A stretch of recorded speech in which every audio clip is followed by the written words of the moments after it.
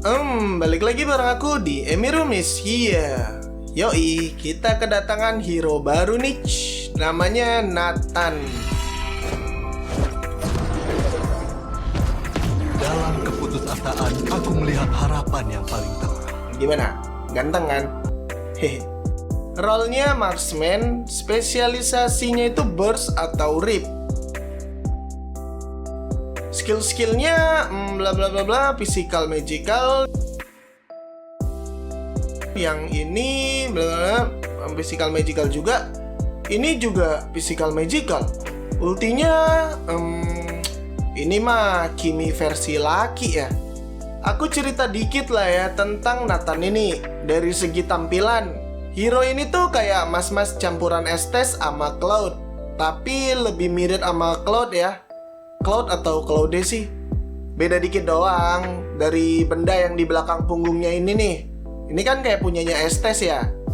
Nathan sama Cloud dari segi rambut sama kan. Posisi senjatanya juga ya sama. Terus Cloud punya monyet. Nah hero ini tuh ultinya juga punya cloningan cuy. Sama-sama punya stack juga sih. Tapi nih ada hal unik dari skill Nathan ini. Dari basic attack-nya dulu deh. Doi bakal ngelemparin biji-bijian yang kayak gini nih.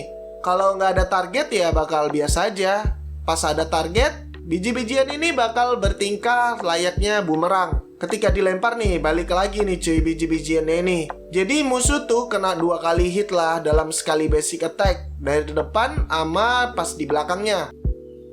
Pasifnya ini namanya Theory of Everything. Secara alami, hero ini punya pasif yang berjumlah 6. Dan bakal ada indikator yang kayak gini nih.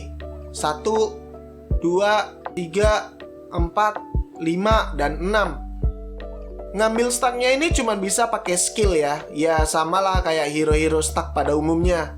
Keenakan dong ya kalau basic attack bisa buat naikin stack. Kayak nggak adil gitulah kalau ada satu hero yang cuma basic attack tapi bisa naikin stacknya.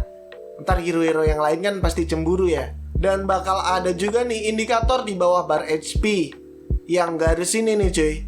Uniknya, setiap stack yang keisi, indikator garis ini bakal keisinya gimana ya cuy? Kayak ke kiri dulu, terus kanan, kiri, kanan, kiri, dan kanan. Jadi buat lu yang males merhatiin atau enggak pernah merhatiin stack sama sekali nih yang di indikator ginian, dengan hero ini lu dibikin enak sama Mobile Legends. Lihat aja warna yang keisi di garis yang ini. Simple kan? Terus pasifnya ini bakal ngasih kayak gini nih cuy.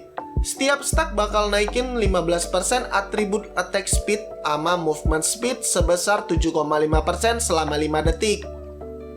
Tapi dikarenakan hero ini damage-nya campuran, Doi bakal men-convert physical lifesteal dari item-item ini jadi magical lifesteal sebesar 100%. Skill satunya, Superposition. Skill ini bersifat area of effect, jadi Doi bakal ngeluarin gumpalan energi padat gini ke target yang Doi pilih. Dan skill ini juga bisa nembus beberapa target di belakangnya, kayak gini nih. Semuanya bakal kena cuy.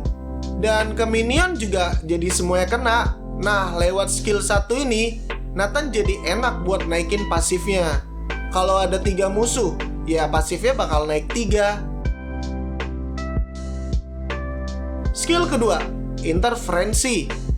Doi bakal ngeluarin biji-bijian yang warnanya hitam dan bakal narik musuh ke belakang atau bakal ada efek knockback.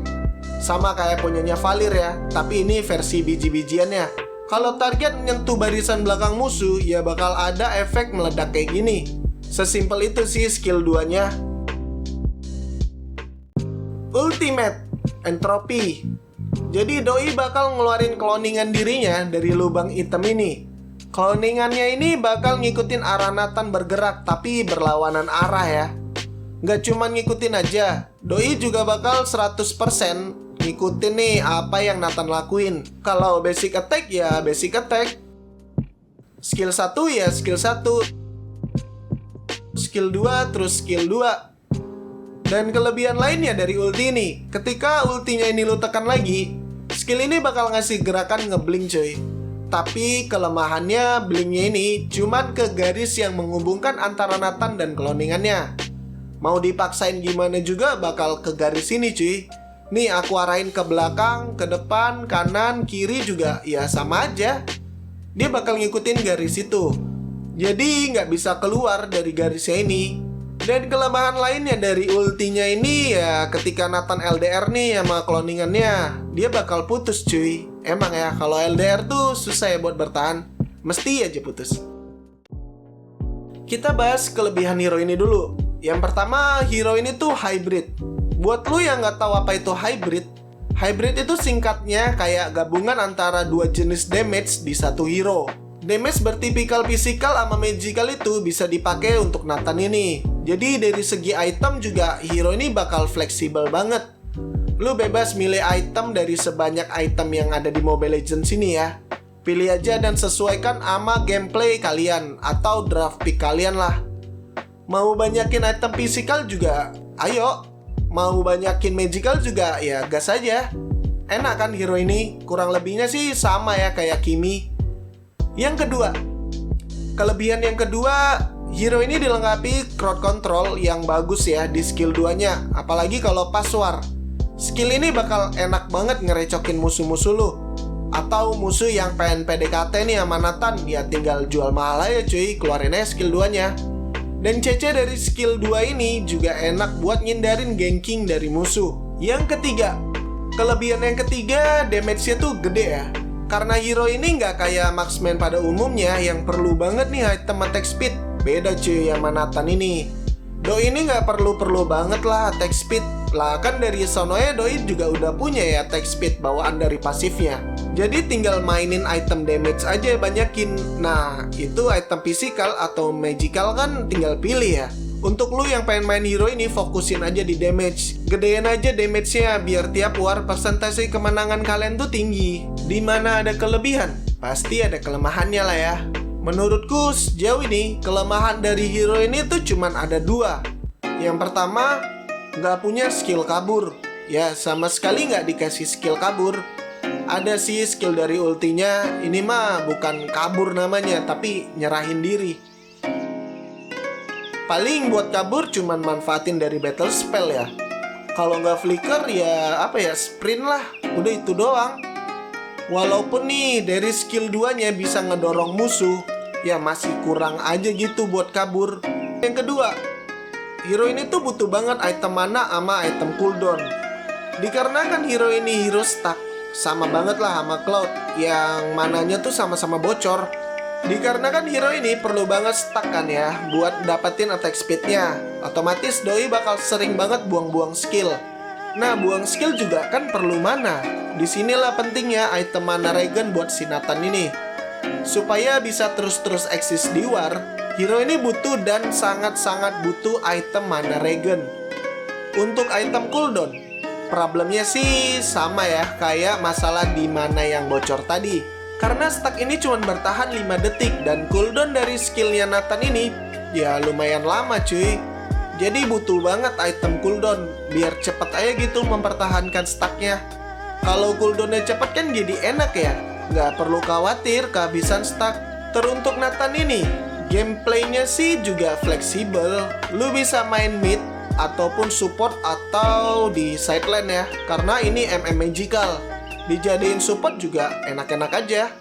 Teruntuk jadi mid laner, dikarenakan Doi ini ada stack dan stacknya ini nambahin attack speed. Buat early nih, farming cantik juga enak-enak aja, nggak ada gangguan.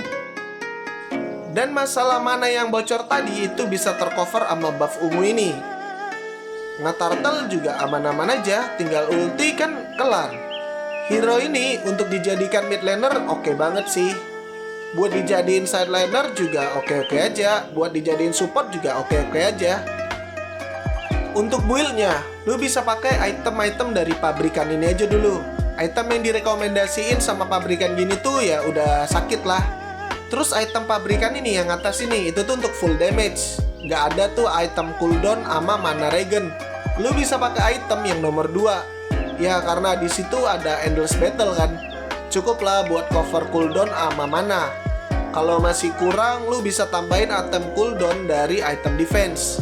kayak dari Oracle ini, atau cooldownnya dari Thunderbelt juga ada cooldown ya, dan mana juga.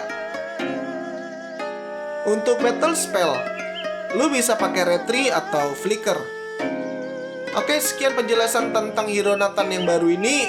Semoga kalian pada paham. Aku pamit. Bye-bye.